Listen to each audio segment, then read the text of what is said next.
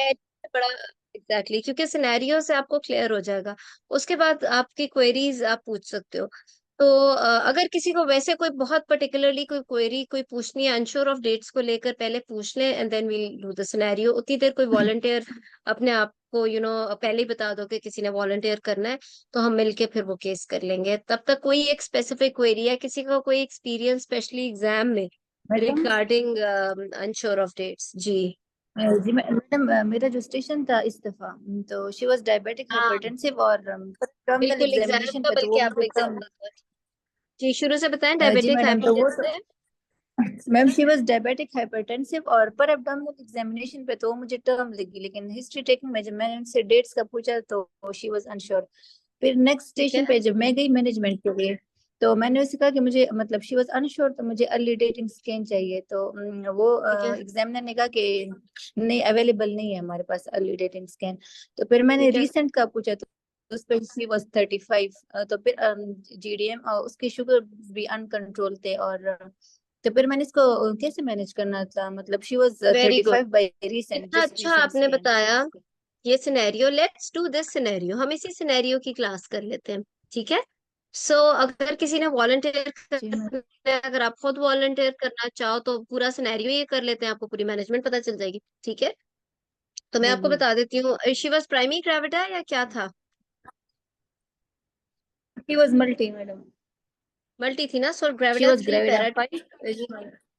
ग्रेविटा 5 para 2+2 कर लेते हैं। ठीक है, previous 2 SVTs। And now she presents with the term की fundal height and unsure of dates. ये and she's having GDM positive and PIH positive. यही था आपका सिनेरियो। जी madam, ma'am she was chronic hypertensive from 3 years and she had GDM in this current she was diabetic in this current pregnancy. Perfect.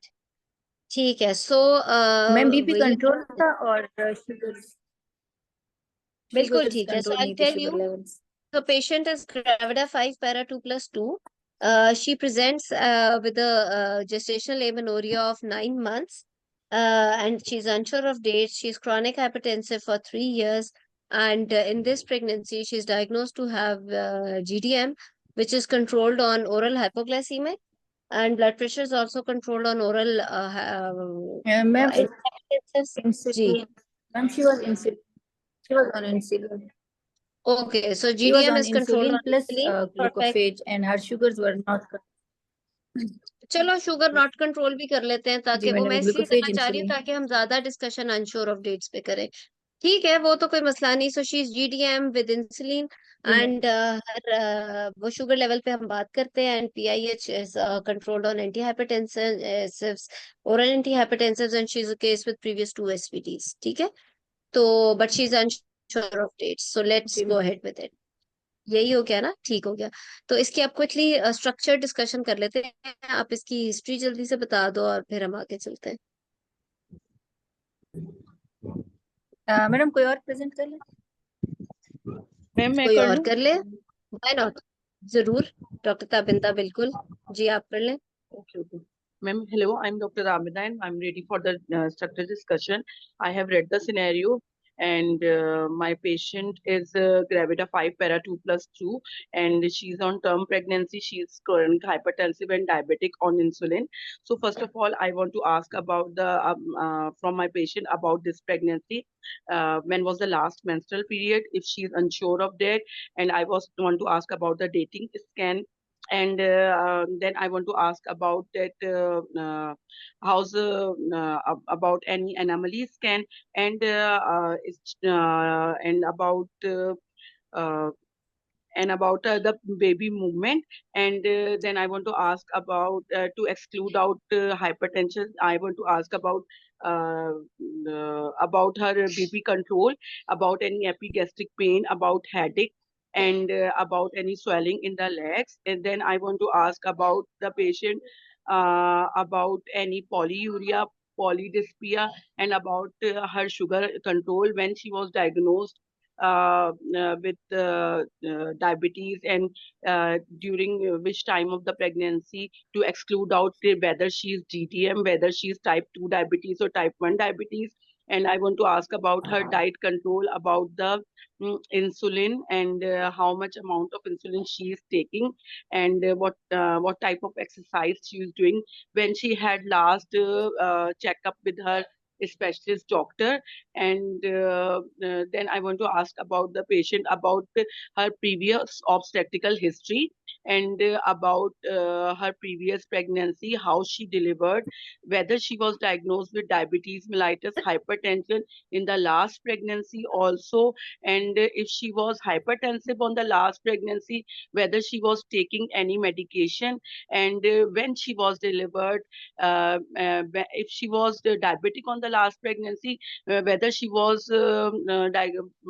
controlled on diet or exercise or insulin or any oral hypoglycemic when she in the last pregnancy, and what type of delivery she had, whether forceps delivery, whether cesarean section, or whether normal vaginal delivery, what was the weight of the babies, and whether baby got admitted in the NICU or not. Then I want to ask about whether she had any miscarriages in the past, and what type of miscarriages she had, and what type of treatment she had taken. And I want to ask about any other condition for which she was following her GP other than hypertension, diabetes, any clots in the leg, and any surgeries in the past, and is she allergic to any medication for this hypertension?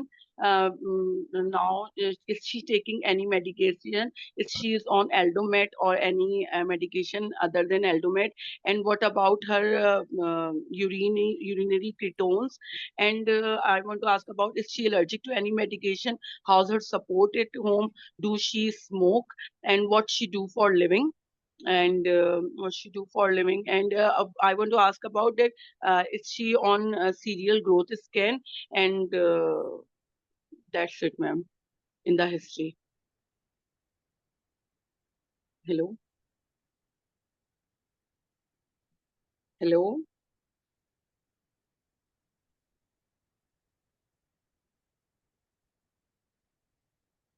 hello. आप बोलते रहो बेटा. Yeah, आप ma'am. पूरा Now on. जी ma'am, ma'am ऐसा continue दीजिए with आप. द एग्जामिनेशन जी. Yeah, ma'am, now I want to examine my patient. I want to see the journal look of the patient, and then I want to take the blood pressure, pulse, temperature, and respiratory rate of the patient. Then I want to see the eye, rule out the anemia, and I want to see the conjunctiva and nails of the patient, and then I want to see the any swelling in her body, and I want to check the reflexes and the clonus, and I want to do the abdominal examination, and I want to see the symphysiofundal height, and I want to know about what is the presenting part of the baby. I want to know about the estimated fetal weight, and I want to know about the amount of liquor, and I want to hear the fetal heart sound, and then uh, I want to see the general swelling and swelling in the legs of the patient. And then I want to know about the BMI of the patient, height to weight ratio. And then in the investigation, I want to know about the complete blood investigations count. पे भी बात करते हैं. एक second, ठीक है. सो तबिंदा नाम है ना आपका? जी मैम. अच्छा, सो द थिंग इज के आपकी एक अच्छी बात तो ये है कि आपकी स्पीच बड़ी क्लियर है, और जो दिमाग में है आप कन्वे बड़ा अच्छा कर देते हो. पॉइंट्स भी आपके दिमाग में बिल्कुल ठीक है, बट इसको प्रेजेंट करने का स्टाइल बड़ा बोरिंग है. इतना बोरिंग है कि सुनने वाला जो है ना, वो शायद इंपॉर्टेंट बातों के वक्त उसका ध्यान ही ना रहे. एग्जाम के अंदर 10 मिनट्स बहुत कम है एक स्टेशन के लिए, स्पेशली इस किस्म के स्टेशन के लिए. अभी जो डॉक्टर साहबा बता रही थी कि एग्जाम में सिनेरियो आया, तो I wanted to make it as simple as possible, ताकि हम सिर्फ अनश्योर ऑफ डेट्स पे बात करें. लेकिन ये सिर्फ अनश्योर ऑफ डेट्स का केस नहीं है, ये अनकंट्रोल्ड डायबिटीज का भी है, ये क्रॉनिक हाइपरटेंशन का भी है. मतलब ये कोई आसान, ये बहुत एक लंबा केस है. इट्स हेलो, आवाज आ रही है? आवाज आ रही है जी ना? जी हेलो. मैडम ठीक है, जी मुझे मैम, लगा आ जी रही कि है. जी I was telling you कि इसके अंदर you cannot talk in a way that I want to know about, I want to know. आप एक ही, इवन अगर जो भी हो, अगर आप एक ही इंग्लिश का word about you know, you used it for like more than, I wanted to count it, 50 दफा तो आपने अपनी पूरी हिस्ट्री एग्जामिनेशन में ये लफ्ज बोला है। तो it was very, it was irritating frankly. दूसरा ये कि it was very unprofessional also. आपने फोकस्ड और टू द पॉइंट बात करनी है, आपने हर वर्ड जो आप यूज कर रहे हो वो बहुत इंपॉर्टेंट है। आप हैphazardly बात नहीं कर सकते। You can not talk about sugar and then talk about blood pressure and then again talk about sugar. आपको एक सीक्वेंस में ही चलना है स्टोरी की तरह, वरना सुनने वाला नहीं सुनेगा और आपको मार्क्स नहीं मिलेंगे, क्योंकि अगर वो सुनेगा नहीं तो उसे क्या पता कि आपने वो पॉइंट बोला या नहीं बोला। तो फिर तो आपने नहीं बोला ना उसके लिए, अगर उसे नहीं सुना। और similarly when you are doing examination, how can you do abdominal examination first and then talk about BMI? You know, आगे पीछे नहीं, हम जनरल लाउंज में बैठ के टॉक नहीं कर रहे, हम एक प्रोफेशनल एग्जाम में आप केस प्रेजेंट कर रहे हो। सो आपको वो बहुत ज्यादा अपना सीक्वेंस तो खराब, आप छोटी सी चीज का भी सीक्वेंस ही खराब कर सकते। तो आपने ये तो बहुत ही बड़ी बात है एग्जामिनेशन का सीक्वेंस खराब करना। तो प्लीज इस तरीके से नहीं।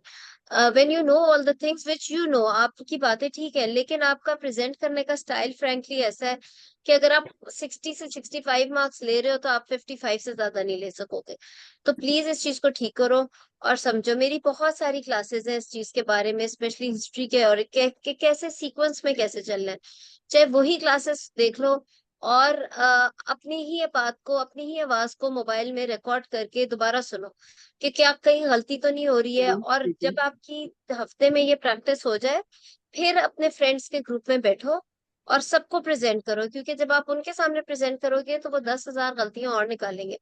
तो दिस इज हाउ आप अपने आप को ट्यून करोगे फॉर सो मेनी स्टेशन। आपने इतने सारे स्टेशन में प्रेजेंट करना है और हर स्टेशन 10 मिनट के, और हर एक में आपने 70 to 80% परफॉर्मेंस देनी है।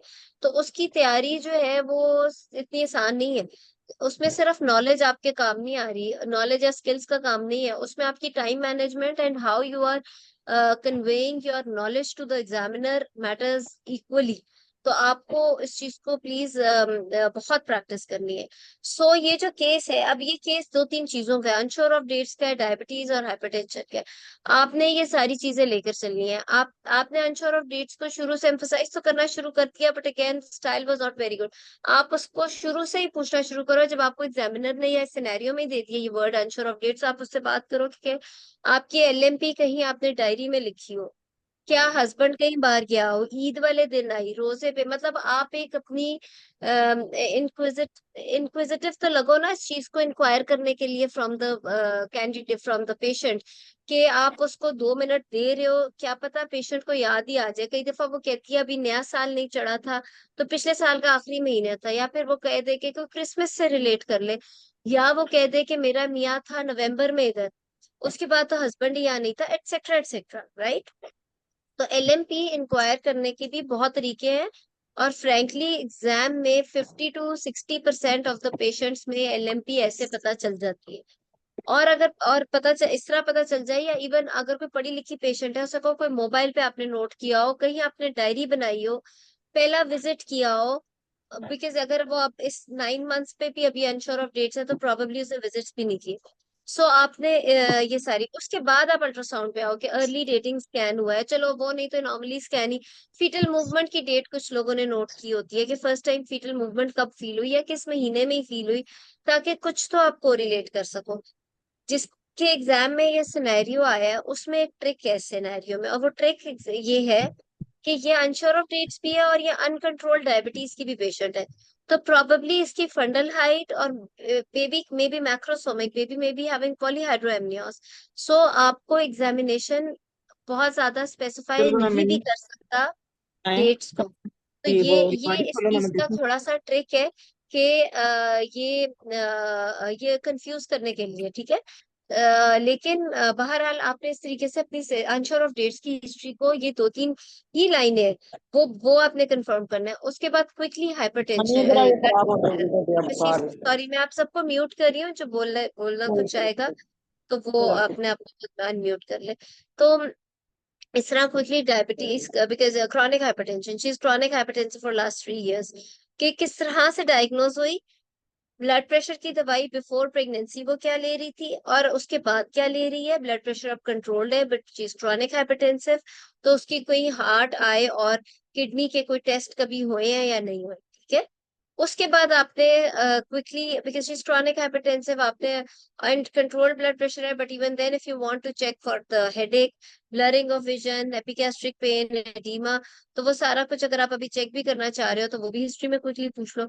उसके बाद डायबिटीज की हिस्ट्री, डायबिटीज की भी क्विकली के डायबिटीज का कब पता चला, क्या ये वो, और एब्डोमिनल गर्थ का। अब इसके अंदर एग्जामिनेशन बहुत मैटर करता है because she is a case of unsure of dates.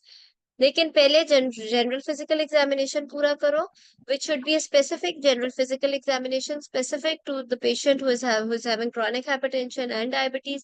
And then abdominal examination is very very important, but abdominal examination is not just like I want to check for fetal heart, then I want to check for BMI, and then I want to check for the amount of liquor, then I want to check for fundal height.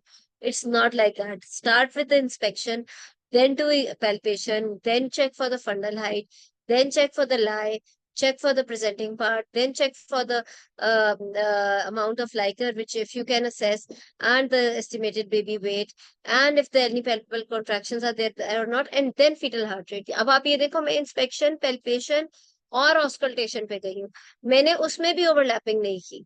तो please ये चीजें इतनी important है कि कितने scientific तरीके से आप पेशेंट को अप्रोच कर रहे हो और कितने साइंटिफिक तरीके से आप एक्सप्लेन कर रहे हो एग्जामिनर को। Go in a systematic way, you will not miss anything and examiner will not miss to hear anything. और दूसरी चीज ये कि एक सुनने में एक अच्छा प्रोफेशनलिज्म नजर आता है, तो आप हैपहैजर्ड तरीके से नहीं जा सकते, ठीक है। सो इस तरीके से करना है। किसी ने क्वेश्चन करना हो या तबिंदा ने कोई कमेंट करना हो, फिर क्विकली इन्वेस्टिगेशंस पे। जी ठीक है तबिंदा। सो अब आप मैम बेशक मैम जी।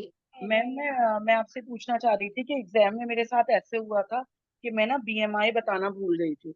तो हम्म। ये प्रॉब्लम अगर हो इस तरह तो फिर क्या वी कांट देखो दो तीन मेंशन। चीजें, अव्वल तो होना नहीं चाहिए ऑब्वियसली, दूसरी क्योंकि ठीक उनके है। मार्क्स की डिस्ट्रीब्यूशन हुई होती है।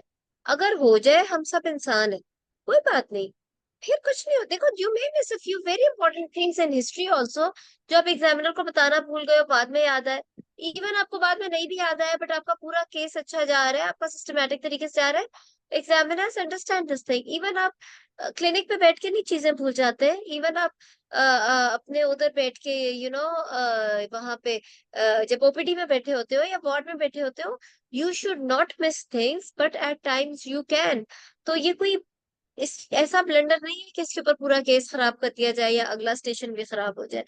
और अगर आपको बाद में याद भी आ गया तब कह सकते हो कि sorry I miss to tell you about BMI, so I do this also, and पे कह दो, ठीक है। Okay ma'am. तो इसी ओके तरह मैम। स्पेकुलम एग्जामिनेशन हो रहा होता है, लोगों के हाथ पांव फूल जाते हैं, सर्विक्स नजर नहीं आया, अब क्या करें, ये वो, तो कोई बात नहीं, दूसरा स्पेकुलम निकाल के डाल लो। होना नहीं चाहिए, पेशेंट के लिए अनकंफर्टेबल है। बट अगर कभी हो जाए क्लिनिक पे या ओपीडी में भी, तो हमने अगर पेप्समेर लेना है तो हम फिर लेते ही है ना, चाहे दूसरा डालना पड़े या वो। तो बट ऑफ कोर्स नहीं होना चाहिए, पर हो जाए तो we all are human beings, तो उसको आप कर लो, ठीक, Okay, ma'am. ठीक है ना। Okay, ma'am. Now, हाँ, ma'am, in the management investigation. investigation. Okay, ma'am. First of all, complete blood count. Uh, ठीक है। to rule out anemia, any infection, and the peripheral smear to know about the type of anemia, if it is, and the blood group with the RH factor and the viral markers and urine DR. Detailed report to rule out any infection if there is protein in the urine or glucose in the urine, and then the 24-hour sugar control, blood sugar control, uh, uh, and blood sugar control, uh, and blood sugar control, the fasting blood sugar, and the 1 hour postprandial. Hello. हाँ हाँ, बोलते जाओ। In the ji first hour postprandial, to know about the sugar control and uh, to manage the insulin dosage of the insulin, and then the detailed ultrasound report uh, uh, for the amount for the number of pregnancy, about the presentation, the estimated fetal weight, and the amount of liquor and localization of placenta and the fetal heart sound. And in case if the protein is present in the urine detailed report, I want to know about the urine 24-hour urinary protein. And that's और कुछ? mm, अच्छा, देखो सबसे पहले तो ये कि आपकी इन्वेस्टिगेशंस मांगने का सारा कुछ ही गलत था। ठीक है, इस तरह नहीं करना।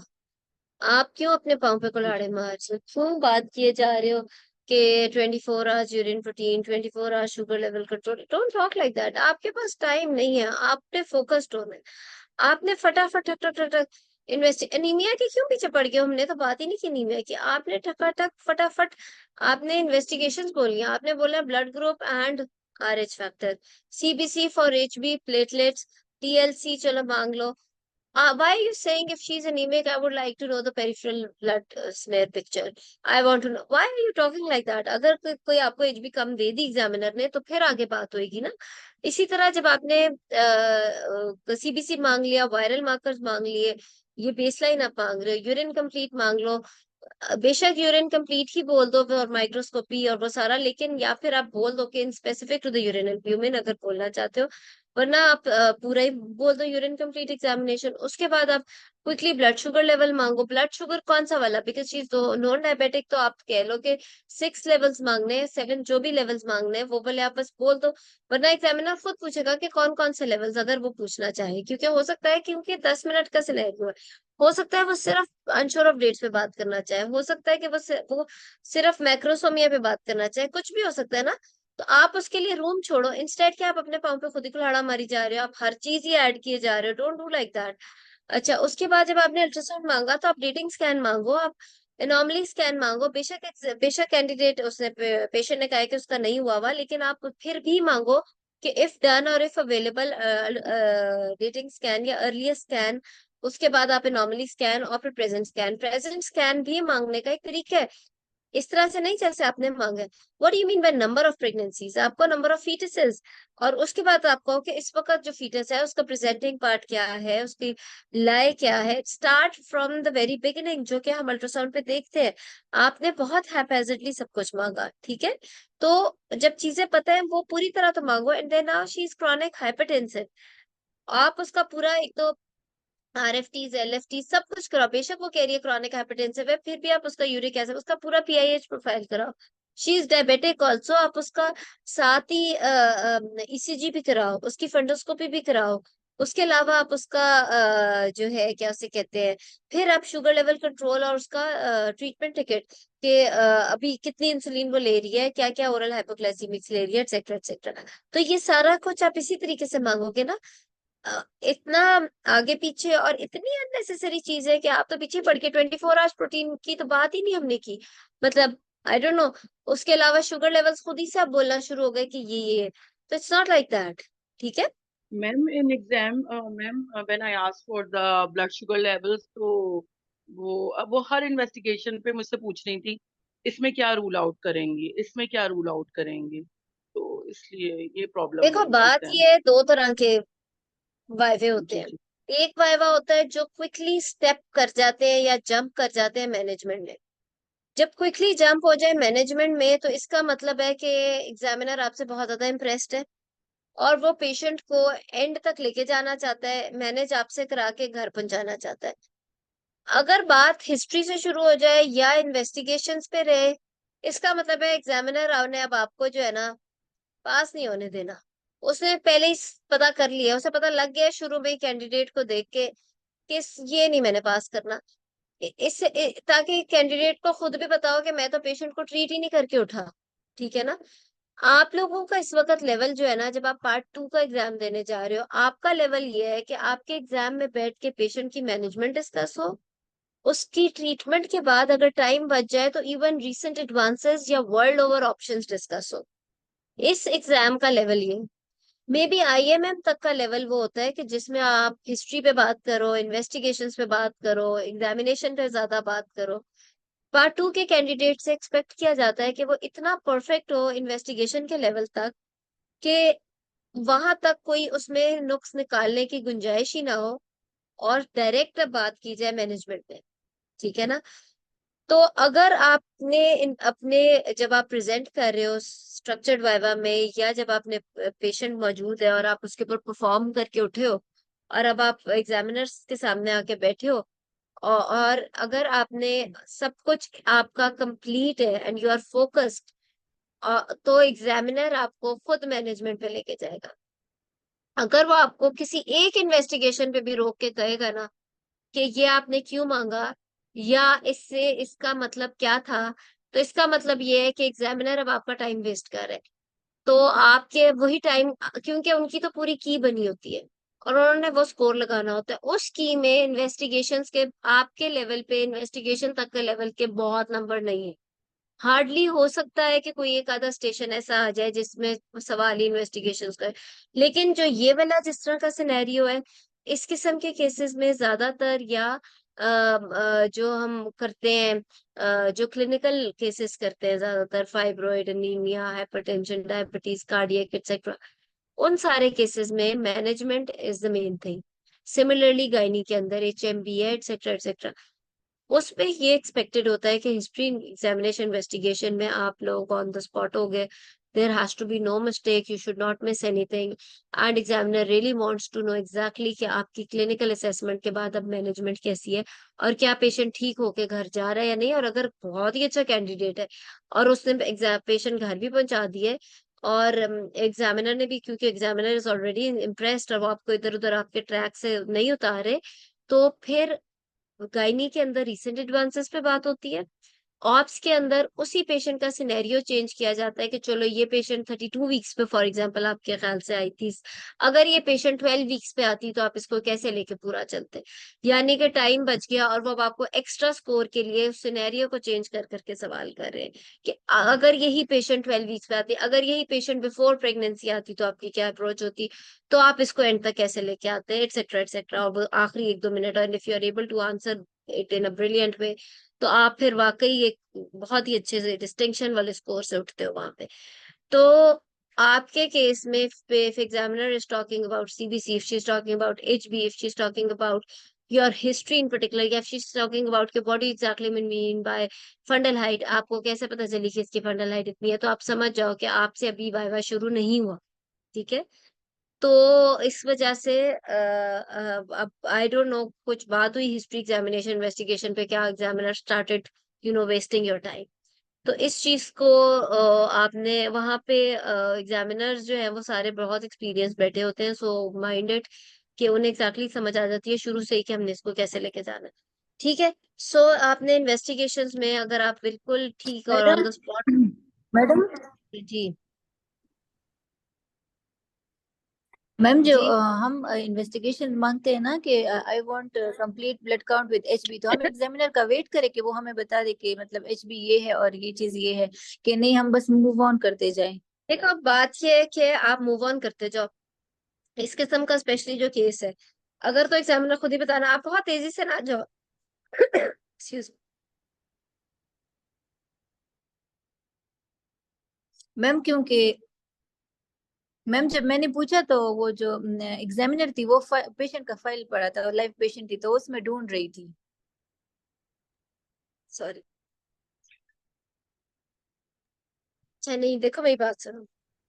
जब आपके पास इस तरह का क्लिनिकल सिनेरियो आए ना, आप शुरू करो, आप उससे इन्वेस्टिगेशन पूछना शुरू करो। आप पूछो blood group and RH factor, wait a little bit, if she is telling you it's okay, if not go ahead. आपका सीबीसी फॉर एचबी अगर बताती है ठीक है, वरना एग्जामिनर खुद ही कहेंगे कि आप लिस्ट बता दें। Normally you should wait and you should have it written on your page. आमतौर पे आई डोंट थिंक कि वो नहीं बताएंगे, क्योंकि आपको पता चलेगा ही तो मैनेज होगा ना केस। तो आप उनसे पूछ लो और वो आपको बता देंगे। और जो कुछ चीजें वो नहीं बताएंगे, जैसे मे बी अल्ट्रासाउंड और एनीथिंग, वो कहेंगे will discuss it in management, तो वो और बात है। ठीक है? जी अफरोज। अस्सलाम वालेकुम मैम। वालेकुम सलाम। मैम पहले तो थैंक यू मैं पास हो गई, मैंने आपको मैसेज भी किया था। थोड़ा ऊंचा बोलो, आवाज कम आ रही है फिरोज। मैंने कहा मैम मैं पास हो गई, मैंने कहा आपको ऑनलाइन हाँ आकर थैंक यू मुबारक हो, मैं मुझे। यही सोच रही थी। मैंने कहा ये वही वाली अफरोज है क्या, ये कोई और है? नहीं नहीं मैम, मैंने कहा मैं मैम को बताऊं, ऑनलाइन जाके थैंक्स बोलूं। मैम बहुत एक तो मुबारक है। खैर मुबारक मैम, और दूसरी थोड़ा बात ये ऊंचा कि बोलो, बिकॉज आपकी बात और एडवाइस बड़ी इंपॉर्टेंट है सबके लिए। जी मैम। फ्रेश मैम असल कैंडिडेट हो में जी। स्ट्रक्चर जो डिस्कशन मैम होता है ना, तो लड़कियों को बहुत मतलब ये होता है कि अब मांगे ना मांगे, चुप रहे या बोले। मैम इसका ये होता है कि आप लोग थोड़ा आहिस्ता आहिस्ता जाओ। मतलब कोई एग्जामिनर ऐसा भी होता है कि आपको इन्वेस्टिगेशन एंड में जाके देगा, जी जी, मतलब वो खुद ही चुप चुप बैठा रहेगा और सुनेगा कि आप बोलते जाओ। दूसरे एग्जामिनर ऐसे, अगर आप सीबीसी बोल दो तो वो उसी टाइम बोलना शुरू कर देते हैं। तो मैम ये कोई हार्ड एंड फास्ट रूल नहीं है कि आप एंड में जाओ। मैम एक सेकंड। जरूर, बिल्कुल ठीक है। फिरोज कह रही है यही बात मैं भी अभी कह रही थी कि शुरू में आप एग्जामिनर का एटीट्यूड देख लो, if she wants to tell you the investigation और नॉट। आप शुरू में और मैम हल्का सा अगर बोल दो ब्लड ग्रुप, यस जी। और और मैम अगर आप से मतलब हम सही जा रहे होते हैं ना, तो वो हमें आधी हिस्ट्री सुनते हैं, आधी सुनते भी नहीं है, कहते हैं बस अच्छा अच्छा इसका ये है, हिस्ट्री भी एग्जैक्टली, वो खुद बता देते बिकॉज हैं। वो शुरू में ही पिक कर लेते हैं कि ये जी मैम। कैंडिडेट जो है ये तैयारी कैसी है, इसको पता क्या है, हाउ फोकस शी इज। उसके बाद मतलब वो फिर आपको direct, because they really want to discuss the management, उन्होंने अब आपका वो चीज असेस करनी है जो कि आपसे एक्सपेक्टेड है। लेकिन अगर आप शुरू में ही इतना इम्प्रेस नहीं कर सके तो ऑब्वियसली वो थोड़ा मौका देते हैं कि इन्वेस्टिगेशन तक बोलो। बट अगर वहां तक आप उन्हें इम्प्रेस नहीं कर सके तो फिर वो आपको उधर ही पहले घुमाते रहेंगे, क्योंकि वो सिर्फ 10 मिनट है और फिर टाइम वेस्ट होगा। मैडम दो स्टेशन होते हैं, लिंक्ड होते हैं, एक में कई हिस्ट्री दफा दो लेनी होते होती हैं, है कई दफा और नहीं एग्जामिनेशन। होता। कई दफा लिंक्ड होते हैं, कई दफा मैम लिंक्ड हमारे नहीं टाइम मैम पे होते। दो लिंक थे। सिर्फ वो होते हैं जो स्टार्ट केस होते हैं, बाकी कोई भी लिंक नहीं होता। नहीं शॉर्ट होता, केस तो होंगे, लिंक नहीं होता कोई भी। नॉर्मली सिर्फ लिंक्ड नहीं लिंक होता। स्टेशन शॉर्ट केस होते हैं बस। दो आपने शॉर्ट केस इसको होते हैं, लिंक्ड गायनी की हो। तरह तैयारी नहीं करनी, रिमेम्बर, नहीं। क्योंकि लिंक्ड के अंदर आपको बहुत ज्यादा टाइम मिल जाता है। लिंक्ड नहीं होते, वो बहुत स्पेसिफिक होते हैं जिसके अंदर इन्वेस्टिगेशन अलग से, may be urogynae, may be something like cardiac patient, या मे बी जिसके अंदर इन्वेस्टिगेशंस पे कोई बात हो सके, ठीक है ना, वो लिंक्ड हो मैडम सकते हैं। जो अब हम डिस्कस कर रहे हैं ना केस, ये अभी वाला सिनेरियो, तो ये ये बहुत लंबा केस है, लिंक्ड केस ना, ये लाइव लिंक्ड लाइव ही होगा पेशेंट का। बिल्कुल, क्योंकि ये बहुत लंबा केस है। इसके अंदर दो तीन चीजें, मैं इसीलिए शुरू से आपसे कह रही हूँ कि ये अनश्योर ऑफ डेट्स का खाली केस नहीं है, इसमें दो तीन चीजें मिली हुई है। तो ये तो और भी अच्छी बात है कि ये लिंक्ड बना हुआ था, क्योंकि इसके अंदर investigations are also very important. लेकिन अब आप इस चीज को भी देख लो ना कि आप एक उस पे करके, अब जैसे अब तबिंदा बोल रही थी कि urine complete, if albumin positive, 24 hours urine report, so protein urea, it's not like that. आपने उस तरीके से अपना टाइम नहीं वेस्ट करते जाना, ठीक है। और मैम जब मैंने लिंक्ड विश होगा, जो जी, आप जो हम बोलते हैं ना, उनके माइंड में मैप बनता जाता है कि अब हम क्या मांग रहे हैं, अब हमारा माइंड कहाँ पे घूम रहा है। तो वो सारा समझ जाते हैं। अगर रैंडम पूछते हैं ना, फिर पता नहीं चलता। उनको भी पता होता है कि ये ऐसे ही पूछ रहे हैं, जो भी इन्वेस्टिगेशन इनके जहन में आ रही है वो ये बता रहे हैं। मतलब इनके माइंड में भी मैप नहीं बना हुआ कि इसका एक्चुअल केस क्या है। बिल्कुल बिल्कुल, ठीक है। तो ये दो तीन चीजें बड़ी अच्छी, एक तो फ्रोज ने भी बताया, दो तीन तरह के सिनेरियोज और स्टेशंस होते हैं, और दो तीन ही तरह के एग्जामिनर्स होते हैं। अगर तो लिंक्ड स्टेशन है, उसके अंदर भी आपकी हिस्ट्री, एग्जामिनेशन, इन्वेस्टिगेशन इस तरह की हो कि फोकस्ड हो। अगर एग्जामिनर आपको यूरिन में प्रोटीन यूरिया या कोई पॉजिटिव चीज देता है, तो फिर अब क्या पता उसमें +1 या +2 प्रोटीन यूरिया तो आ रहा है, लेकिन साथ पास सेल्स भी 20 to 25 आ रहे हैं। तो क्या आप कल्चर नहीं साथ कराओगे? क्या आप, मतलब क्या आप उसको प्री एक्लेम्पशिया लेबल कर दोगे विदाउट एनीथिंग? मतलब क्लास सेल्स की वजह से भी तो प्रोटीन यूरिया आ सकता है कुछ। तो आपने डायरेक्ट नहीं बोलते जाना, आप पहले उसको फाइंडिंग तो देने दो यूरिन कंप्लीट की। इसी तरह एचबी की फाइंडिंग तो देने दो, अगर कम है तो पेरिफेरल पिक्चर आएगी ना। ठीक है, तो इस तरीके से गुड। और अफरोज कोई और एडवाइस, कोई और बात?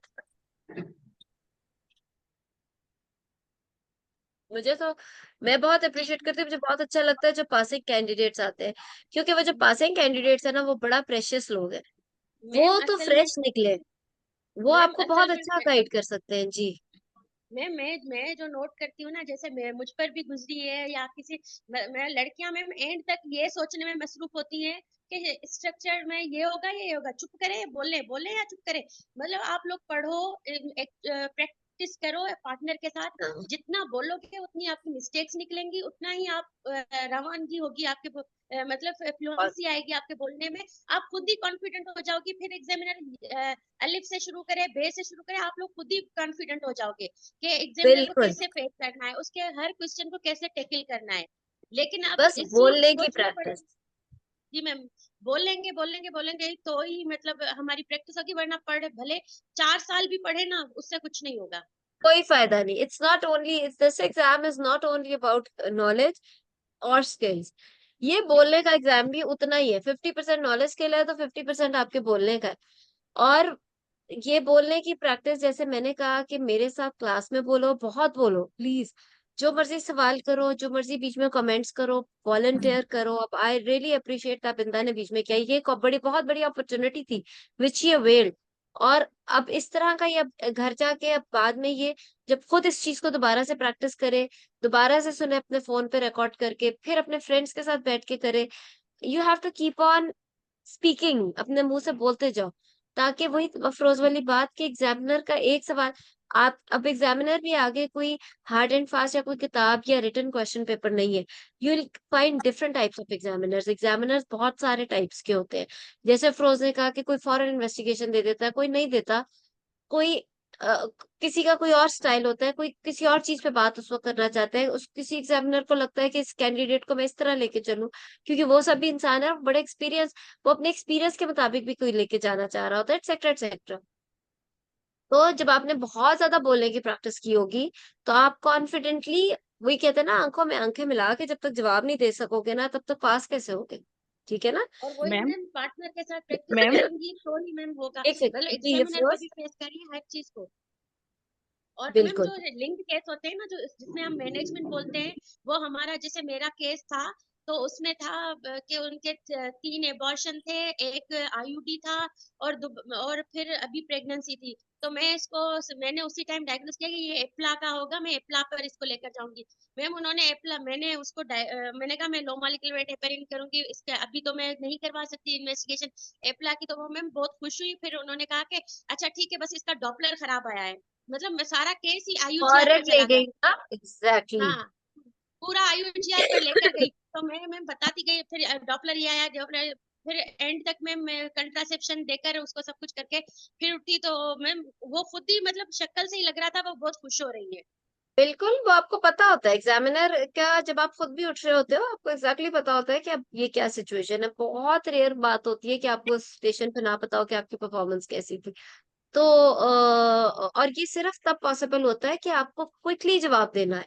एग्जैक्टली फोकस्ड क्विकली जवाब। देखो अब जो सिनेरियो, अब जो एग्जाम का स्टाइल है ना, मुझे तो ये बहुत ही पसंद आया। एक तो ये बाइस्ड एग्जाम नहीं हो सकता, दूसरा लक का रोल थोड़ा सा कम हो गया, तीसरा ये कि जो कैंडिडेट वाकई ऑन द स्पॉट है ना, वही इसमें से पास होके निकलता है। तो इसके अंदर ये है कि आपने एक तो और एग्जामिनर आपको क्विकली, अब जैसे वो फॉरन बेसिक इन्वेस्टिगेशन से उसको डॉपलर पे लेगी ना, बिकॉज एग्जामिनर को भी पता है कि टाइम कम है और उसको एग्जैक्टली पता है कि उसने कैसे असेस करना है। और जितना क्विकली जवाब दोगे उसी से उनको आपके कॉन्फिडेंस का पता चलेगा। तो इट्स ऑल योर प्रैक्टिस जो आपको इस लेवल तक लाएगी। ठीक है जी, ताबिंदा Ma'am, कुछ कहने in the लगी। exam, ma'am, she was asking me that when will you go for the OGTT and when will you go for the HbA1c? वो And my एग्जामिनर patient, पूछना चाहिए, वो आपको खुद पता होना चाहिए। देखो आप उसे पूछो कि for example blood sugar level, she says के fasting is 120 which is high of course, ठीक है ना? तो फिर आप उसकी मजीद कंफर्मेटरी टेस्ट करा सकते हो। या वो कोई रैंडम आपको ज्यादा 160 दे देते हैं, तो आप कहोगे चलो मुझे या तो 6 लेवल्स दे दें या मुझे जीटीटी करा दें, एक्सेट्रा एक्सेट्रा। सो एग्जामिनर के पूछने से पहले यू शुड बी क्लियर कि अब वो कोई आपको कहता है कि एचसीवी पॉजिटिव है, तो इफ यू फील लाइक आप उसमें एलएफटीज करा सकते हो पेशेंट के। मतलब आपको पता होना चाहिए कि क्या फाइंडिंग आएगी, तो आपने क्या रिपोर्टें डिटेल्ड करानी है। ma'am, if the patient is diabetic in the last 2 pregnancies, so in the booking time के उस टाइम हमने OGTT नहीं कराना होगा? if she had OGTT to early भी करा सकते हैं या फिर आप शुरू में उसका एक HbA1c करा सकते हो, लेकिन early OGTT is indicated if she had gestational diabetes in previous pregnancies. okay, in the previous, and ma'am, HbA1c, when it is indicated? HbA1c आप फर्स्ट ट्राइमेस्टर और फर्स्ट बुकिंग में भी करा सकते हो अगर प्रीवियसली वो GDM के केस रही है। मैम इसमें ये है ना, नॉन केस डायबिटिक है, उसका HbA1c करा के प्रीवियस उसका प्रोफाइल सारा चेक कर लेंगे, लेकिन नॉन केस होगा उसमें OGTT तो नहीं कराएंगे, वही कहेंगे उसको शुगर पिलाने का आप तुम, और उसका बिल्कुल, blood non sugar case levels. में तो HbA1c होगा ना, जो अनडायग्नोस्ड केस है जिसका नहीं पता और प्रीवियस GTM के केसेस रहे हैं उसमें आप अर्ली OGTT अच्छा, कराओगे। कोई ऐसा शुगर नॉन का केस लेवल्स में तो लेके GTT का आइए। क्या फायदा? GTT is a diagnostic test for diabetes. If she's already a known case of GDI or a known diabetic patient, तो फिर तो OGTT फिर क्यों कराना? मैम लेकिन अगर उन्हें पता ही ना हो कि उनकी लास्ट प्रेगनेंसी में जब उसको GDM था, तो उसके बाद उन्होंने प्रेगनेंसी के बाद अपना शुगर टेस्ट ही नहीं किया, तो हमें तो वो कैसे पता नॉन कि केस उसमें नहीं है ना, डायबिटीज। फिर OGTT कराएंगे, then she is not a diagnosed case of diabetes. ठीक है ना? एंड मैम उमेरा अगर ने शुगर लेवल अभी जस्ट अभी अगर उसके शुगर लेवल कोई ऐसा आ जाते हैं रेस्ट, फिर भी हम उसे OGTT अवॉइड करेंगे, हम कहेंगे उसके 6 शुगर लेवल्स आप करवा के ले आए ताकि हम देखो, डायग्नोसिस अगर बना तो सकें। उसका बॉर्डर लाइन लेवल आ रहा है फिर आप OGTT करा लो, अगर उसका रेस लेवल है फिर तो उसका आप 6 लेवल्स ही कर लो ना। Okay, thank you. समझिए मेरा। अस्सलाम वालेकुम मैडम। वालेकुम सलाम। मैडम, ये अगर इस पेशेंट में किसी तरीके से हमें ना पता चले कि उसको बिल्कुल ही ना होना शोर डेट्स अपनी, हाँ, यही तो मैं और डिस्कस करना चाहती हूँ, बात किधर से किधर निकलती जा रही है। असल तो आंसर ऑफ डेट्स ही मैंने आपको बताना है। सो अब वही कर रहे हैं अभी। कहाँ गए हमारी प्रेजेंटर तबिंदा? ठीक है तबिंदा, जी so ma'am. Let's discuss it. So she is unsure of dates, उसके पास कोई स्कैन कुछ नहीं है। जो लेटेस्ट स्कैन है उसके अकॉर्डिंगली 35 वीक्स पे और 2.5 kg का उसका बेबी आया हुआ है लेटेस्ट स्कैन के ऊपर। और आपका एग्जामिनेशन भी तकरीबन यही कोरिलेट कर रहा है। 36 वीक्स की फंडल हाइट है, आपको 2 से 2.5 kg का आपकी एस्टिमेशन है on the estimated baby weight. और अब आप how will you manage her? Let's say, चलो ठीक है, अब बताओ, मैनेज करो। Ma'am, and her blood sugar level and her blood sugar level, blood pressure. उसके ब्लड शुगर लेवल्स, जी इंसुलिन वगैरह, because she is already admitted in the hospital, तो उसके ब्लड शुगर लेवल्स ऐसे हैं कि फास्टिंग में 92 है, 1 आवर आफ्टर ब्रेकफास्ट उसका 124 है, प्री प्रेंडियल इसका लंच के टाइम का 102 है, पोस्ट प्रेंडियल 180 है, और जो है इसका डिनर, प्री डिनर इसका 120 है और पोस्ट डिनर इसका 200।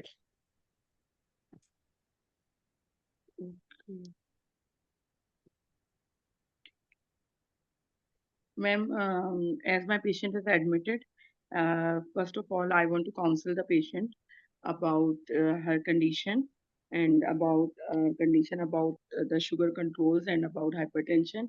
And I want to create a team of MDT, team of specialized doctor, which will have diabetologist, dietitian, neurologist, physician, neonatologist, anesthetic, and an obstetrician.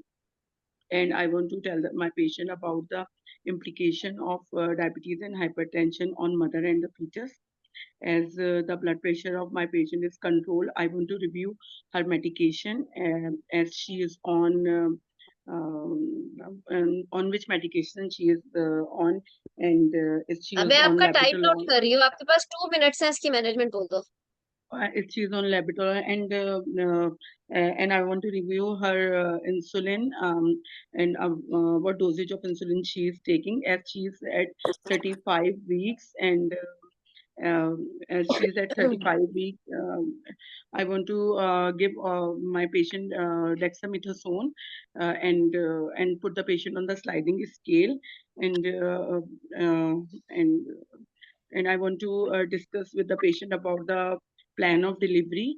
A plan of delivery if she would be controlled on insulin and on diet, and if she is her blood pressure is controlled. So I want to deliver my patient at 38 to 39 weeks, and 38 to 39 weeks, and the mode of delivery will be depend upon आपको 38-39 weeks का पता कैसे चलेगा? She is unsure of dates. You don't have any definitive way to find out her dates. How will you reach till 38-39 weeks? ma'am, from the dating scan. है ही नहीं ना, वही तो नहीं है. It's not available. Patient is unsure of dates.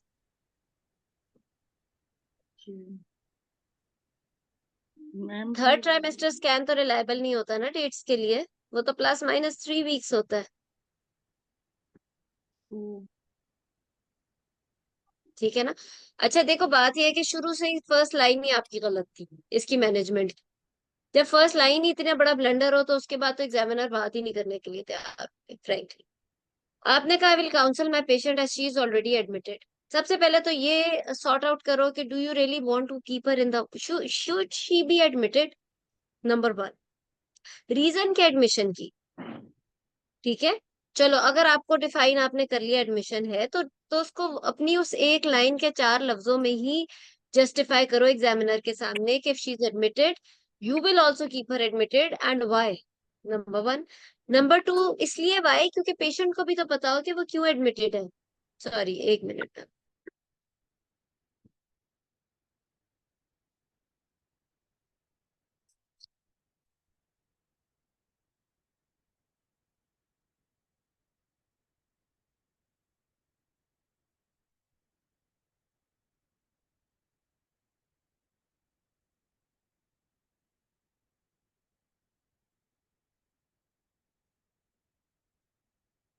अच्छा, so sorry, मैं phone आ गया. अच्छा, सो आई वाज टेलिंग यू कि अगर शुगर लेवल्स फॉर एग्जांपल किसी पेशेंट के कंट्रोल्ड है, पेशेंट खाली क्या अनश्योर ऑफ डेट्स के लिए आप पेशेंट को एडमिट कर लोगे? बीपीएस अगर उसका कंट्रोल्ड है फॉर एग्जांपल, हर चीज ठीक है, तो why is she in the hospital? Patient herself wants to know. ठीक है, तो आपने उन 4 लाइनों में, 4 लफ्जों में ये बताना है कि she is in the hospital, why she in the hospital, और क्या आप भी उसे हॉस्पिटल रखोगे या नहीं रखोगे. ठीक है, एक चीज. दूसरी चीज ये कि पेशेंट शुड नो एग्जैक्टली कि उसे ये नहीं कि I will tell her about sugar and what will you tell her about sugar and blood pressure. आप possible complications that can happen because of sugar and blood pressure patient को और उसके husband को बताओगे, ताकि उनको सिवेरिटी ऑफ द कंडीशन का पता हो और वो उस चीज को कंट्रोल में रखे. ठीक है ना, एक दूसरी चीज. तीसरी चीज ये कि okay, you wanted to involve multi disciplinary team, that's fine, but quickly कि एमडीटी इन्वॉल्व की है तो आप किसको इन्वॉल्व करोगे साथ. ठीक है. अच्छा, उसके बाद आप उसका एक जनरल प्लान आप बताओगे. सबसे अहम बात ये है कि she is diabetic and she is unsure of dates. उसका उसका क्या पता बच्चा मैक्रोसोमिक है, वहाँ हो वो 30 वीक्स पे, बच्चा 2.5 kg का है, तो मैं क्या इसको कहाँ तक लेके जाऊं, right? So she is a complicated case in a way कि शी सिंपल अनश्योर ऑफ डेट्स का होता तो वो भी क्विकली क्लास के एंड पे बता दूंगी कि हम उसको कैसे लेके चलेंगे. बट इसके अंदर सबसे बड़ी टेंशन ही है कि she is diabetic and she is unsure of dates. ठीक है, तो इसको हमने कैसे लेके जाना है, तो आपने यही बताना है. और अगर हम इसको बहुत एक्स्ट्रा आगे ले गए या बहुत प्रीटर्म कर दिया तो बेबी की मॉर्बिडिटी कितनी ज्यादा है. ठीक है, तो वो चीज आपने वही के उसको पेशेंट को बता देनी है कि इसको लेके जाना कितना विजिलेंट है. सो आप उसको फिलहाल इस टाइम पे डिफाइन करोगे कि she is according to the latest scan she is at 35 weeks, right? और मेरे एग्जामिनेशन कोरिलेट कर रहा है with the scan, so I will label her to be at 35 weeks. ठीक है, 30, but at the same time I will tell my patient that the recent scan is ±3 weeks. ठीक है, तो she can be at 35 weeks और she can be at -3 weeks यानी 32 weeks, और she can be +3 weeks यानी कि 38 weeks.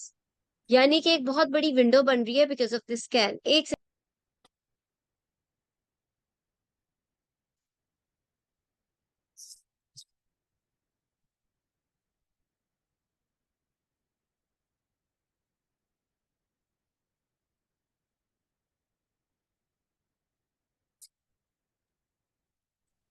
So I was telling you but so she can be -3 weeks or she can be +3 weeks.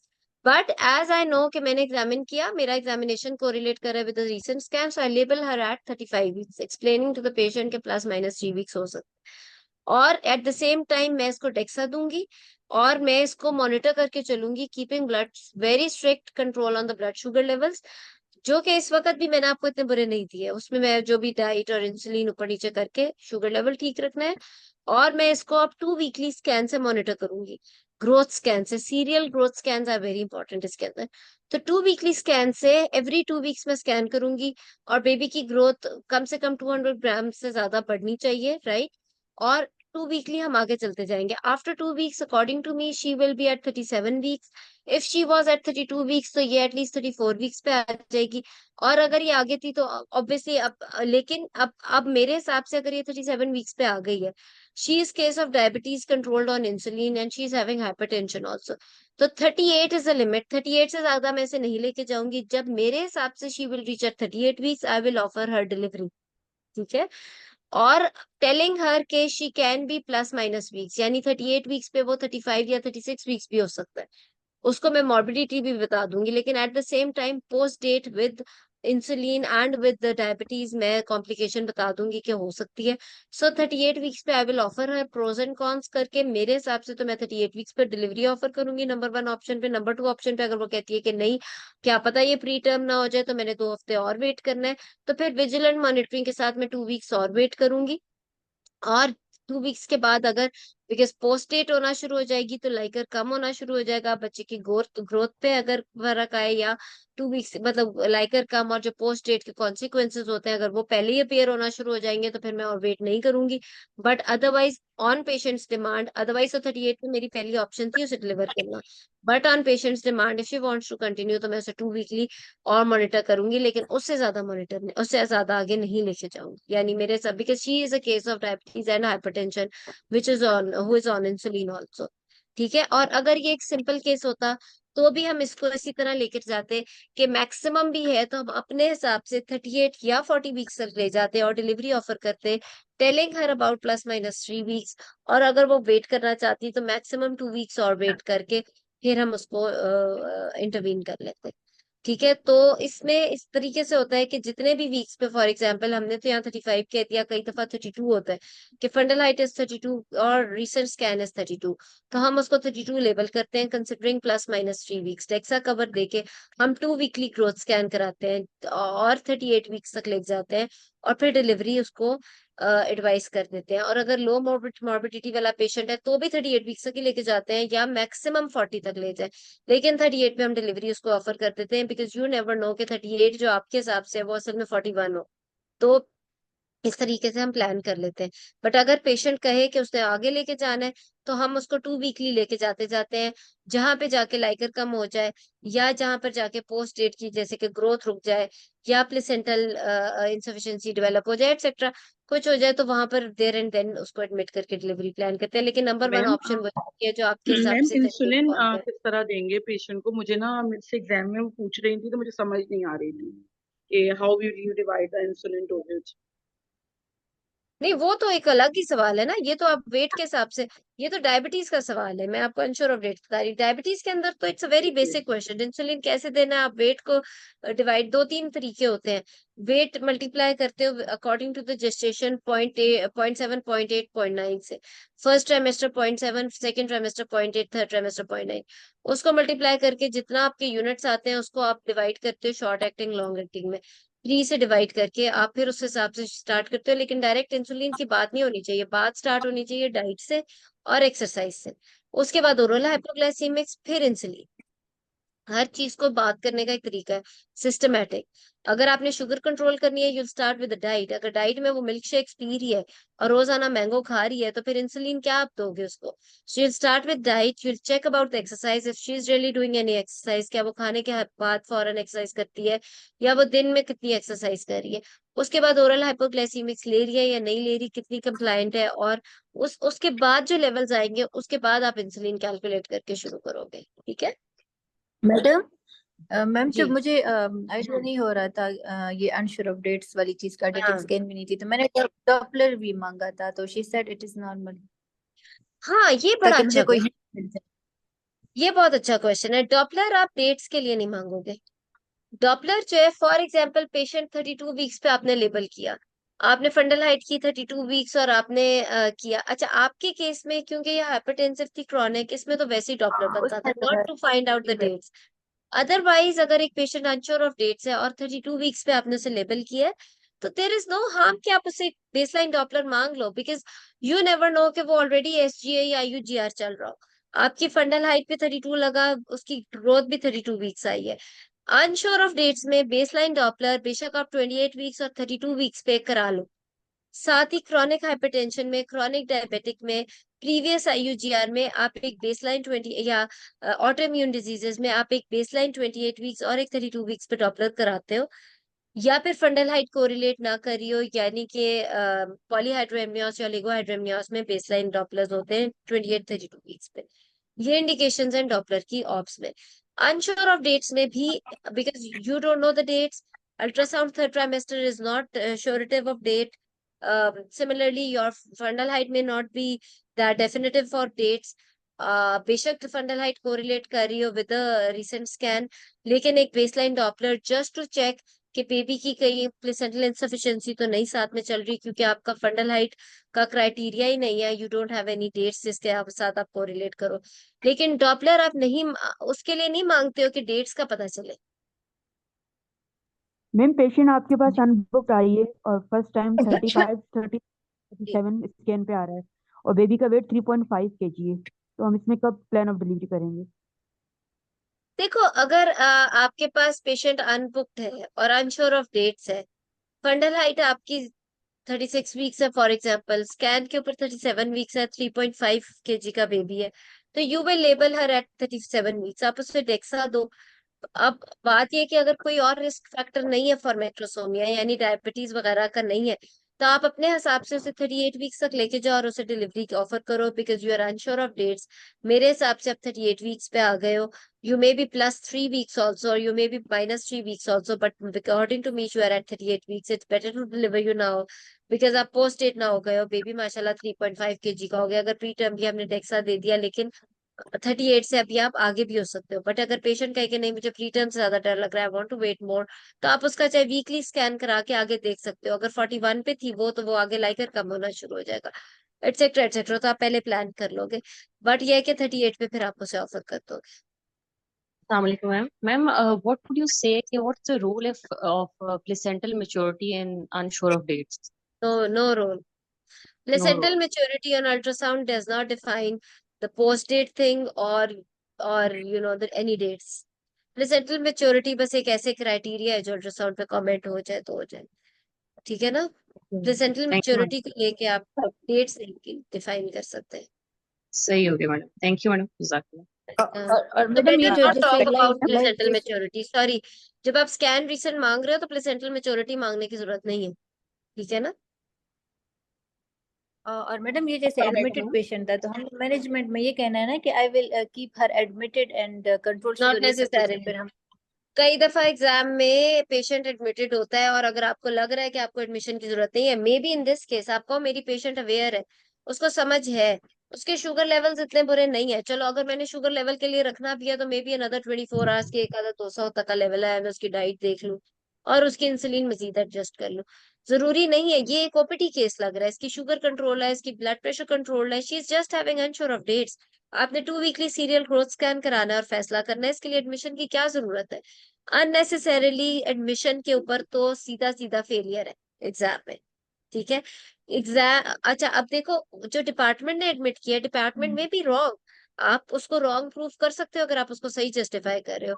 You never know department ने क्यों admit किया, क्या पता वो किसी के पेशेंट ने कहा हो कि किसी के ड्राइवर की बीवी है और वो घर में नहीं मॉनिटर कर सकती और वो होना चाहती है एडमिट, एक्सेट्रा एक्सेट्रा।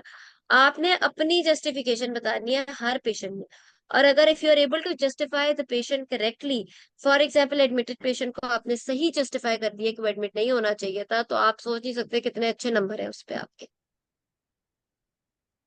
तो आपको अपनी क्लैरिटी होनी चाहिए कि आपने किसको एडमिट जी करना है, मैडम। पेशेंट बेशक एडमिटेड हो या हो सकता है पेशेंट ओपीडी बेसिस का हो, आपकी अपनी क्लैरिटी होनी चाहिए कि आपका एडमिशन का क्या है। क्योंकि अगर आपने उसको अननेसेसरीली बोल दिया कि as a patient is already admitted, I will explain to her the reason for admission, और आपका सही जस्टिफाई हो रहा है तो दैट्स ओके। लेकिन अगर आपने कहा कि चीज, जैसे इस केस में ताबिदा ने कहा कि चीज already admitted, I will tell her about her condition. भाई पहले ये तो देखो कि क्या वो ठीक एडमिटेड भी है कि नहीं। और अगर नहीं है तो आप कहो कि she is admitted in the hospital, but according to me I can take her as on OPT basis because she is well aware, उसका कोई इंडिकेशन ही नहीं है एडमिशन। मैम अगर हमारे पेशेंट की हाइट ऑफ फंडस 32 वीक्स आ रही है, सही है, लेकिन क्या आ रहा है? Patient 32 weeks height of fundus आ रही है पेशेंट की, हाँ, और करंट अंडर स्कैन से मैम वो जो अभी करंट वाला स्कैन है उससे भी 32 वीक्स बन रही है, लेकिन पेशेंट जिस तरह हम उसकी not so sure of date है, वो उसको अपनी डेट कंफर्म नहीं है, और हमने उसकी एलएमपी डिग आउट करने की कोशिश की है, और उसने एक आर्बिट्ररी हमें एलएमपी बता दी है, जिस तरह हमने चांद की डेट से या कोई डोंट भी एग्री, क्रिश्चियन। Don't agree. अगर एक खुद से इमेजिन की हुई एलएमपी पेशेंट बता रही है, बेशक वो जितनी भी पढ़ी लिखी है, मसला ये है कि पढ़े लिखों को तो ज्यादा भूली होती है डेट्स, लेकिन अगर वो फॉर एग्जाम्पल कहती है कि मे बी मेरी डेट थी 21 सितंबर, जहां तक मुझे याद आता है, क्योंकि उसमें ये वाला मौसम था या गंदम की फलानी डेट थी, ठीक है ना, तो भी आप उससे कहो कि कहीं लिखी हुई है, कहीं किसी डॉक्टर की स्लिप के ऊपर लिखी हुई है, क्योंकि आपने बहुत अहम फैसला करना है, आपने उसकी डिलीवरी का फैसला करना है कि किस डेट पे। आप उसको वो नहीं मान सकते, एक्सेप्ट कि वो कहे कि शी ऑब्वियसली जब उसका मियाँ ही चला गया सितंबर में, तो फिर तो उसे पता है कि उसका मियाँ चला गया, वो एक एक इम्पोर्टेंट लाइफ का उसका वाकया हुआ है कि उसे याद है, या खुदा ना खासा यू नो समबडी डाइड और या फिर कोई ईद आ गई, वो तो वो चीजें हैं जिसपे पेशेंट्स में बी श्योर कि रोजों में आई थी उसके बाद कभी आई नहीं, या रोजों में ही नहीं आई, मैंने तो सारे रोजे रखे थे, उससे पहले आई थी, तो आपको अंदाजा हो सकता है, या कहीं डायरी में लिखी हो, या किसी डॉक्टर की स्लिप हो जिसके ऊपर लिखी हो, जो उसे चेक कराया हो कभी, या कुछ ऐसे हो। अगर इतना कंफर्म्ड तरीका नहीं है तो ठीक है, इमेजिनेशन के तौर पे जरूर लिख लो, अपने सिनेरियो को कोरिलेट करने के लिए लिख लो, बट उसके ऊपर आप फैसला नहीं कर सकते। लेकिन मैम अगर वो अब भी कंफर्म डेट बता रही है, मतलब ईद से रेट भी, लेकिन उसकी पहले वाली साइकिल थी 2-2 महीने की, 2.5-3-3 महीने की हैं, तो क्या वो डेट भी वो भी हमारे लिए इतना श्योर रिलायबल नहीं है, है? वो भी इतनी रिलायबल नहीं होती, क्योंकि यू नेवर नो ना कि उसने कंसीव कब किया, लेकिन फिर भी बहुत ज्यादा उन चक्रों में पड़ने की जरूरत नहीं है। मतलब अगर पेशेंट कहते, ये बहुत रेयर केस होता है कि कोई पेशेंट कहे कि मुझे जून में आई थी और उससे पहले 6 महीने आई नहीं थी, वो तो फिर अनश्योर ऑफ डेट्स होगी। मोस्टली तो मंथली आ रहे होते हैं तो वो कंसीव करती है ना, बहुत रेयरली होता है कि बहुत एन ओवुलेटरी साइकिल्स में जाके कोई कंसीव करके आई हो। इसलिए बहुत ज्यादा अपने केस पे रहना है, बहुत ज्यादा इधर उधर अगर अब हो रहा है तो go ahead with the case, बहुत ज्यादा उसको नहीं करने की जरूरत मैम है। एक जी, प्राइमरी ग्रेविड है, उसकी हाइट ऑफ अंडर 36 है और बाय प्राइमी अल्ट्रासाउंड। ग्रेविटा दो चार चीजों की प्रोनाउंसिएशन है जो सिर्फ हमारे गायनी में इस्तेमाल होती है, उसकी प्रोनाउंसिएशन गलत ना करो, बहुत इरिटेशन होती है एग्जामिनर्स को भी। मिनारकी है तो वो मिनारकी है, मिनार्क, मिनूर, पता नहीं क्या क्या। प्लीज अपनी प्रोनाउंसिएशंस, पॉलीहाइड्रोएमनियोस है वो पॉलीहाइड्रोएमनियोस है, प्राइमी ग्रेविटा है, प्राइमरी ग्रेविटा नहीं है वो, राइट।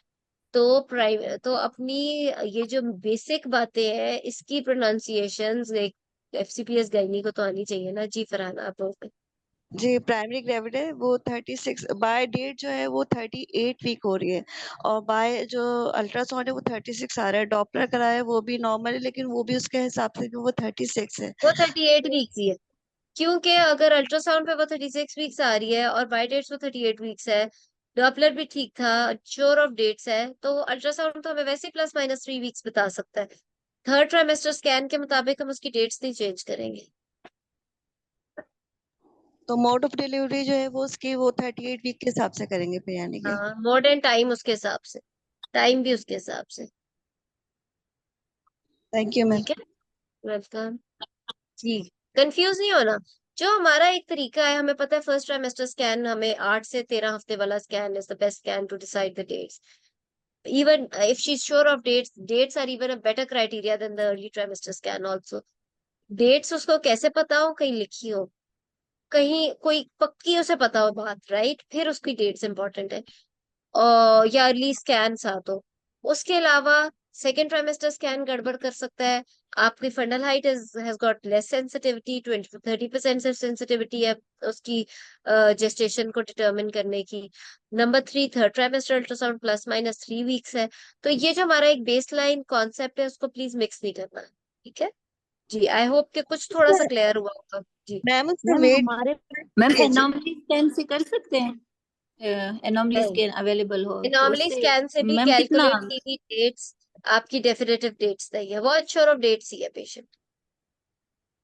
Okay madam. मैम उस पेशेंट का ना वेट भी 2.2 मैम kg है। लेकिन जो सेकंड ट्राइमेस्टर स्कैन से हम डेट निकालते हैं उसमें हम +2 वीक्स का वो मार्जिन नो, रख सकते हैं ना नो, कि शायद। लेकिन डेट्स कंफर्म नहीं होगी, +-2 वीक्स होगा। सेकंड आपका जो डेटिंग स्कैन है वही आपकी डेट्स बताता है, बाकी स्कैन्स आपके बस वो अनश्योर ऑफ डेट्स ही है। मैम उस पेशेंट का जो बेबी वेट है वो 2.2 kg है, तो 2.2 kg तो बहुत कम नहीं है 36 वीक पे। नहीं तो फिर फंडल हाइट भी आपकी कम होगी। If she is sure of dates, she is at 38 weeks according to ये dates. फंडल But हाइट भी baby का 36 weight is 2 point. She is sure of dates. She has reached 38 weeks. Baby का wait 2.2 kg है। Early trimester scan से भी वो 38 weeks है, तो ये SGA small for gestational age या IUGR बेबी है।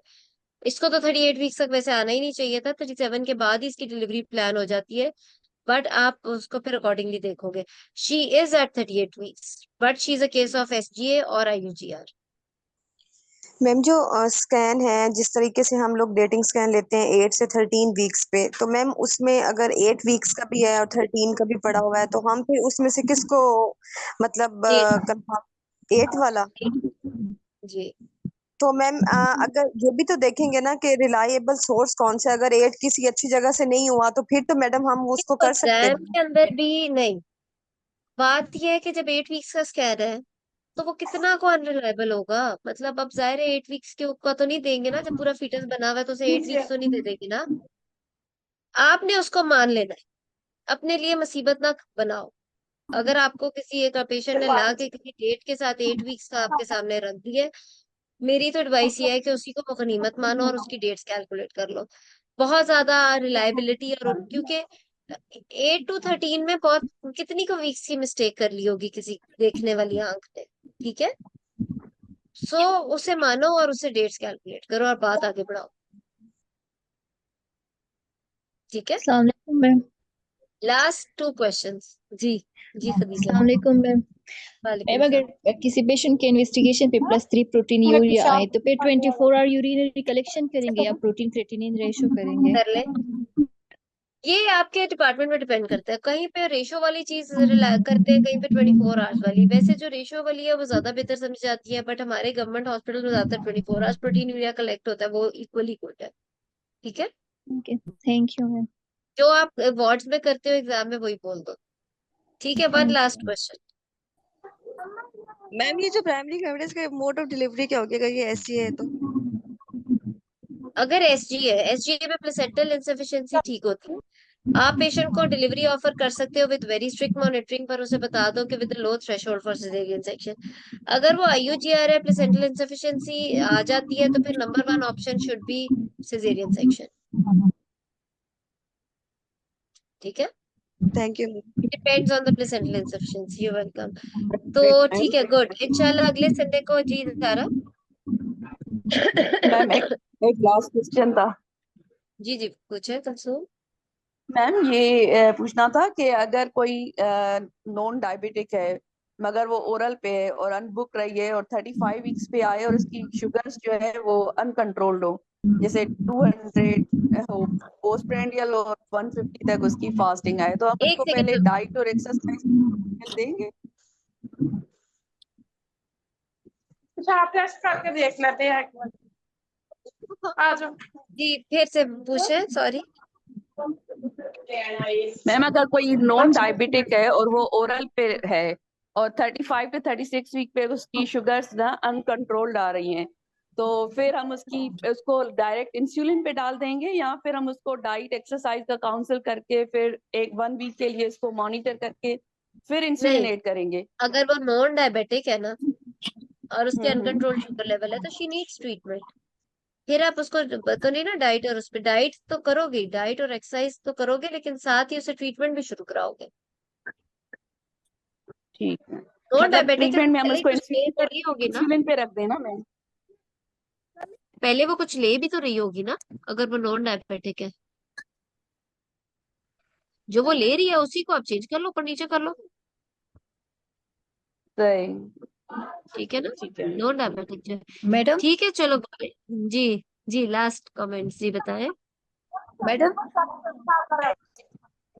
मैडम अच्छा मैं एक बार ये कंफर्म मैडम हो ये जो जाए। अनकंट्रोल वाले आ जाए और एंड ट्राइमेस्टर 35 तो मैम फिर हम पहले शुगर कर जी पूछे सारा। सॉरी कौन बोल रहा था, एक्सक्यूज मी। हेलो। देखो अगर नॉन डायबिटिक मैडम आती है जी या जी अनकंट्रोल मैं बोल जी। रही थी मैडम जब यस मैडम तो फिर हम मतलब पहले शुगर कंट्रोल करेंगे फिर स्लाइडिंग स्केल पे डालेंगे डेक्सा कवर के लिए कि नहीं हम वो मतलब स्टार्ट देखो से दे अब ये सकते हैं कॉन्सेप्ट स्लाइडिंग है कि स्केल आपको विद डेक्सा। स्लाइडिंग स्केल पे करने की जरूरत नहीं होती, आप ऑलरेडी जो इंसुलिन चल रही है उसी को बढ़ा देते हैं। लेकिन ये है कि अगर नॉन डायबिटिक है और अनकंट्रोल शुगर पे तो आप डेक्सा दोगे भी नहीं ना, पहले उसकी शुगर ठीक करोगे इंसुलिन पे, उसके बाद डेक्सा दे के अकॉर्डिंगली करोगे। ठीक है ओके मैडम चलो ओके ठीक है गुड। Madam thank you. मैंने ये बात नोट किया है कि डायबिटीज की जितनी भी क्लासेस ले लो ना, आप लोगों को डायबिटीज के बड़े सवाल होते हैं। चलो बाहर आ ले इंशाल्लाह, फिर अगले संडे को होती है मुलाकात, अब रेगुलर क्लासेस होंगी हमारी।